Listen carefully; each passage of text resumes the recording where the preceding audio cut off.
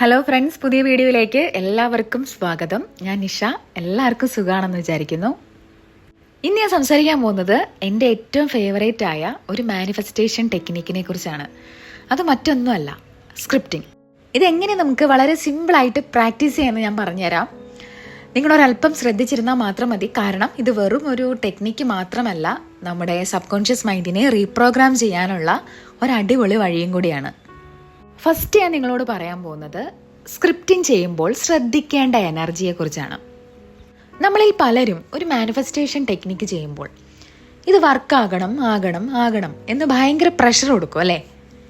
ഇന്ന ഡേറ്റിൽ എനിക്ക് എൻ്റെ ഡ്രീം ജോബ് കിട്ടണം എന്നൊക്കെ പറഞ്ഞ് നമ്മൾ സ്ട്രെയിൻ കൊടുക്കും, അല്ലെങ്കിൽ ഒരു സ്ട്രെസ് അടിച്ച് അതിനെ വരിഞ്ഞു മുറുക്കും. അപ്പോൾ എന്താ സംഭവിക്കുന്നതെന്നോ, നമ്മൾ അയക്കുന്ന വൈബ്രേഷൻ ഇല്ലായ്മയുടെ എനർജിയാണ്. അതായത് എനിക്കിതിപ്പോഴും ഇല്ല എന്ന ചിന്തയാണ് അവിടെ പ്രബലമാകുന്നത്.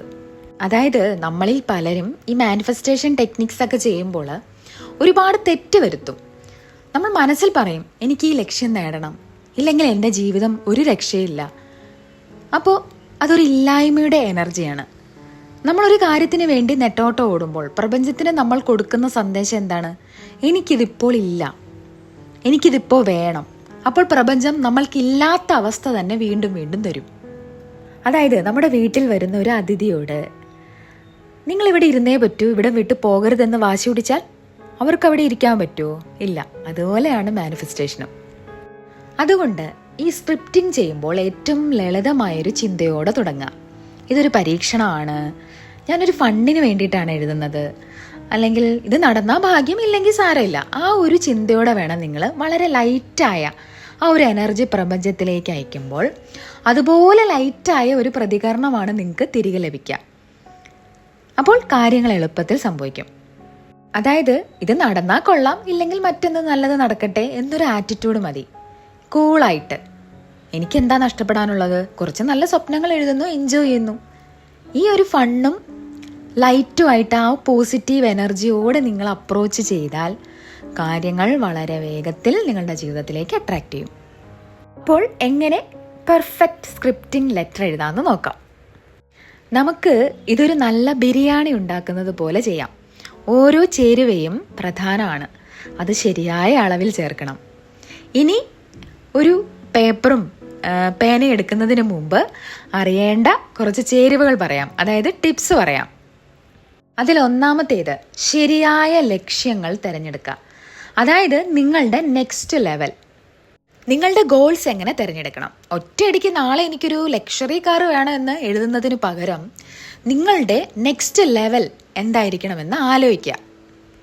അതായത് നമ്മുടെ വീട്ടിലെ അടുത്ത പടി എന്താണ്? പെട്ടെന്ന് ടെറസിലെത്താൻ പറ്റുമോ? ഇല്ല.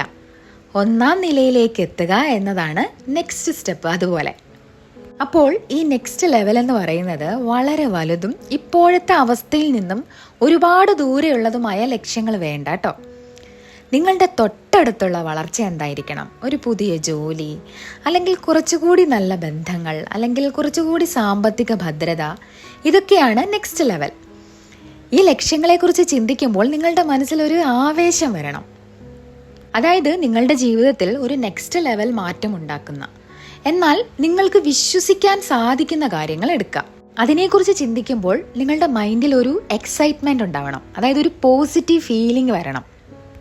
ഒരു ഗോൾ ഓർക്കുമ്പോൾ നിങ്ങൾക്ക് വല്ലാത്ത പെയിനും അല്ലെങ്കിൽ ഡിപ്രഷനും ഒരു നെഗറ്റീവ് ഫീലിംഗും ആണെങ്കിൽ തൽക്കാലം അതിനെ സ്ക്രിപ്റ്റിൽ നിന്ന് ഒഴിവാക്കുക. അപ്പോൾ ഒന്നാമത്തേത് ശരിയായ ലക്ഷ്യങ്ങൾ തിരഞ്ഞെടുക്കുക എന്നതായിരുന്നു. അതായത് നിങ്ങളുടെ നെക്സ്റ്റ് ലെവൽ. അതെങ്ങനെയാണ് തിരഞ്ഞെടുക്കുന്നതെന്ന് എല്ലാവർക്കും മനസ്സിലായെന്ന് വിചാരിക്കുന്നു.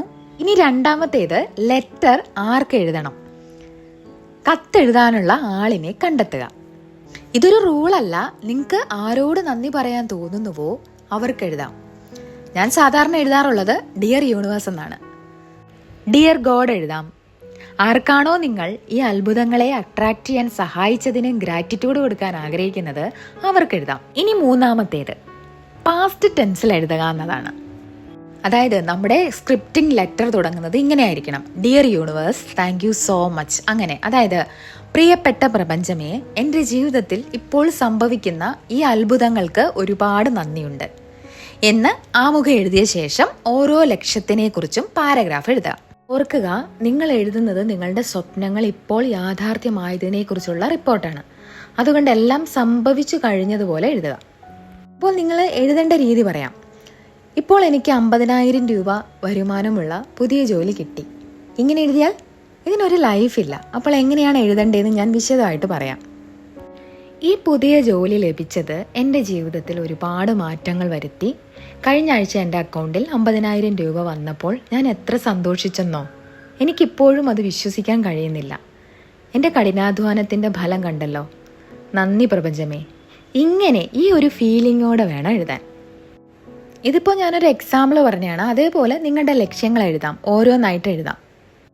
അപ്പോൾ ഓർക്കേണ്ട കാര്യം എന്ന് പറഞ്ഞാൽ, ഓരോ ലക്ഷ്യത്തെക്കുറിച്ച് എഴുതുമ്പോൾ ആ ഒരു ഫീലിങ്ങും കൂടെ വരണം. ഉദാഹരണത്തിന്, പുതിയ കാറ് കിട്ടിയെന്ന് എഴുതുമ്പോൾ അതിൻ്റെ സീറ്റിലിരുന്നപ്പോൾ എനിക്ക് എന്ത് സുഖാണെന്നോ, ആ പുതിയ കാറിൻ്റെ മണം, അതെല്ലാം ഞാൻ ആസ്വദിക്കുന്നുണ്ട് എന്നെഴുതുക. നിങ്ങളുടെ മനസ്സിൽ ആ ഒരു ചിത്രം തെളിഞ്ഞു വരണം. ഇനി 4ാമത്തെ കാര്യമാണ് 30 days ചലഞ്ച്. അതായത് നിങ്ങളുടെ ലെറ്റർ എഴുതി സൈൻ ചെയ്ത ശേഷം അടുത്ത സ്റ്റെപ്പാണ് കൺസിസ്റ്റൻസി. ഏകദേശം നിങ്ങളൊരു 30 ദിവസം ഈ ലെറ്റർ ദിവസവും വായിക്കണം. കുറച്ച് ദിവസം കൂടിയാലും കുറഞ്ഞാലും കുഴപ്പമൊന്നുമില്ല. ഇതിൻ്റെ ഉദ്ദേശം എന്ന് പറയുന്നത് നിങ്ങളുടെ സബ് കോൺഷ്യസ് മൈൻഡിനെ ഫോക്കസ് ചെയ്യിപ്പിക്കുക എന്നത് മാത്രമാണ്. ഇതാണ് നമ്മുടെ പുതിയ റിയാലിറ്റി എന്ന് നിങ്ങൾ വീണ്ടും വീണ്ടും നിങ്ങളുടെ മനസ്സിനോട് പറയുകയാണ്. ഇനി ഇത് വായിക്കേണ്ടത് എപ്പോഴൊക്കെയാണെന്ന് പറയാം. അപ്പം അതിൽ ആദ്യത്തെ സമയം രാവിലെ ഉണരുമ്പോൾ. നിങ്ങൾ ഉറക്കത്തിൽ നിന്ന് ഉണർന്നെങ്കിലും പൂർണ്ണമായിട്ട് ഉണരാത്തൊരവസ്ഥയുണ്ട്, ആൽഫ സ്റ്റേറ്റ് എന്ന് പറയും. ആ സമയം നമ്മുടെ ഉപബോധ മനസ്സ് വളരെ വേഗത്തിൽ കാര്യങ്ങൾ സ്വീകരിക്കും. ആ നിമിഷത്തിൽ ഫോൺ നോക്കുന്നതിനും കട്ടൻ കാപ്പി കുടിക്കുന്നതിനുമൊക്കെ മുൻപ് കത്തെടുത്ത് ഫീലിങ്ങോടെ വായിക്കുക. ഇത് സത്യമാണ്, ഇത് യാഥാർത്ഥ്യമാണ് എന്ന് നിങ്ങൾ മനസ്സിനോട് പറയുക. ഇനി അടുത്ത സമയം എന്ന് പറയുന്നത് രാത്രി ഉറങ്ങുന്നതിന് മുൻപാണ്. നിങ്ങളുടെ ദിവസത്തിലെ അവസാനത്തെ ചിന്ത ഈ സന്തോഷകരമായ യാഥാർത്ഥ്യത്തെക്കുറിച്ചായിരിക്കണം. നിങ്ങൾ ആഗ്രഹിക്കുന്ന കാര്യങ്ങളെല്ലാം നിങ്ങളുടെ ജീവിതത്തിൽ സംഭവിച്ചു കഴിഞ്ഞതായിട്ട് വിശ്വസിച്ചുകൊണ്ട് നിറഞ്ഞ മനസ്സോടെ ഉറങ്ങാൻ പോകാം. ഈ 30 ദിവസം സ്ഥിരതയോടെ ചെയ്താൽ ഈ സ്വപ്നങ്ങൾ നിങ്ങളുടെ ഉപബോധ മനസ്സിൽ ആഴത്തിൽ പതിയും. ഇനി നിങ്ങൾ ചെയ്യേണ്ടത് പ്രപഞ്ചത്തിന് വിട്ടുകൊടുക്കുക എന്നതാണ്. 30 ദിവസത്തിന് ശേഷം ആ കത്തെടുത്ത് നിങ്ങൾ മറക്കാത്തൊരു സ്ഥലത്ത്, ഒരു ഡയറിയിലോ അല്ലെങ്കിൽ ഒരു ബുക്കിലോ സുരക്ഷിതമായിട്ട് വെക്കാം. എന്നിട്ട് അതിനെക്കുറിച്ച് അധികം ചിന്തിക്കാതെ നിങ്ങളുടെ ജീവിതം തുടർന്നും ജീവിക്കാം. ഇനി ഇതിൻ്റെ പ്രധാനപ്പെട്ട കാര്യം പറയാട്ടോ, പലരും ചെയ്യുന്ന തെറ്റാണ് കേട്ടോ. ഇതെന്താ സംഭവിക്കാത്തത്, എപ്പോഴാണ് വരിക എന്ന് വാച്ച് നോക്കിയിരിക്കുന്നതാണ്. നമ്മൾ വാച്ച് നോക്കുമ്പോൾ നമ്മൾ പ്രപഞ്ചത്തോട് പറയുകയാണ് ഇതുവരെ ഇത് കിട്ടിയിട്ടില്ല. അപ്പോൾ പ്രപഞ്ചം ആ ഇല്ലായ്മ വീണ്ടും നിലനിർത്തും. ഇനി നിങ്ങൾ ചെയ്യേണ്ടത് വെറും 2 കാര്യങ്ങളാണ്. ഒന്ന്, തുറന്ന മനസ്സോടെ ഇരിക്കുക. നിങ്ങൾ എഴുതിയ സ്വപ്നങ്ങളിലേക്ക് നിങ്ങളെ എത്തിക്കാൻ പ്രപഞ്ചം അടയാളങ്ങൾ കാണിക്കും. ഒരു പുതിയ ജോലി അവസരം കൊണ്ടുവരാം, ഒരു പുതിയ സുഹൃത്തിനെ കണ്ടുമുട്ടുന്നത്, അല്ലെങ്കിൽ ഒരു പുസ്തകത്തിലെ വാചകം, ഇതൊക്കെ ആവാം ആ അടയാളങ്ങൾ നിങ്ങൾ കാണണം.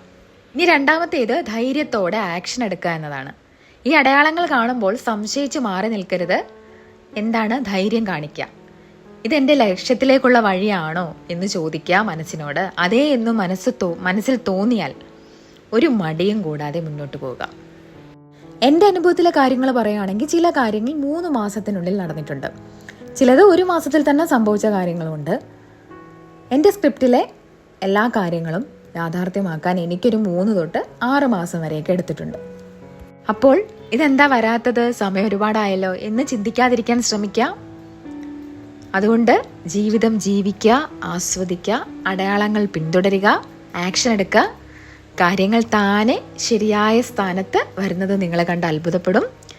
അപ്പോൾ ഇത്രയും നേരം എൻ്റെ വീഡിയോ കണ്ട എല്ലാവർക്കും ഒരുപാട് നന്ദി.